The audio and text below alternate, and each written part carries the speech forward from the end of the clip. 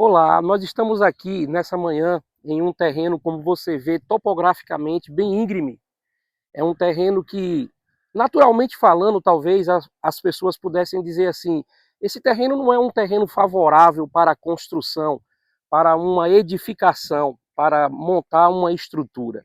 A palavra de Deus diz em Mateus, no capítulo 7, versículo 24, diz assim: todo aquele, pois, que ouve essas minhas palavras e as põe em prática, será comparado a um homem prudente que edificou a casa sobre a rocha.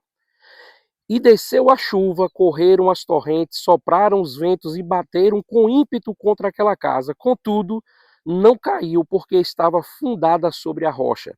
Mas todo aquele que ouve as minhas palavras e não as põe em prática, será como aquele homem insensato que edificou a sua casa sobre a areia, e descendo a chuva, e correram as torrentes, e sopraram os ventos, e bateram com ímpeto contra aquela casa, e ela caiu, e grande foi a sua queda.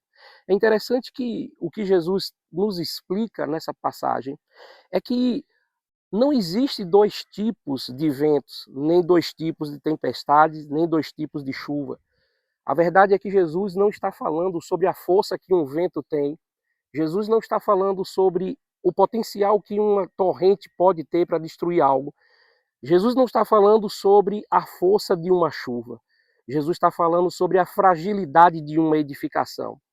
Trazendo esse contexto para um casamento, o que Jesus está falando para aqueles que são casados, você que me ouve, que já está casado, já constituiu uma família, ou aqueles que estão pretendendo entrar em um casamento. O que mantém uma casa de pé não é de fato a ausência de tempestade, ou a ausência de chuva, ou a ausência de contratempos. O que mantém a casa de pé é a presença de um bom fundamento. E o fundamento é Cristo. Perceba que em tempo nenhum aqui Jesus falou sobre duas casas diferentes na sua estrutura de construção, mas Jesus está falando, sobretudo, na fundação dessa casa que foi construída.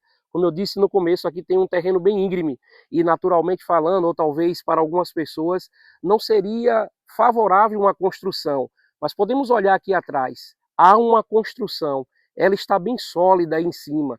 E o terreno, embora íngreme, embora inclinado, não apresenta nenhum tipo de ameaça para essa construção, por causa da estrutura de fundação que foi feita antes dessa casa ser construída.